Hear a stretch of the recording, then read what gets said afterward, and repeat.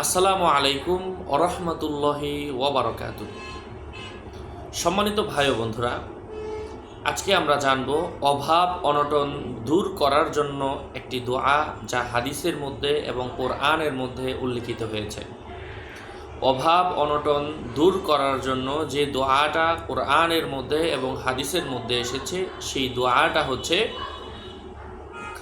কোনো ব্যক্তি যদি আস্তাগফিরুল্লাহ, এটা আল্লাহ তাআলার কোরআনে কারীমের মধ্যে আল্লাহ তাআলা নিজেই বলেন, ইস্তাগফিরু রাব্বাকুম ইন্নাহু কানা গফফারা ওয়া ইউমদিদুকুম বিআমওয়ালি ওয়া বানিন ওয়া ইয়াজআল লাকুম আনহারা। বেশি বেশি কোনো ব্যক্তি যদি আস্তাগফিরুল্লাহ আস্তাগফিরুল্লাহ আস্তাগফিরুল্লাহ এভাবে নিজের পাপ স্মরণ করে ভবিষ্যতে আর এই জাতীয় পাপ করবে না, এই ধারণা মনের মধ্যে নিয়ে আস্তাগফিরুল্লাহ পাঠ করে আল্লাহ তাআলা তার অভাব অনটন দূর করে দেন, তাকে সচ্ছলতা দান করেন। আমিন।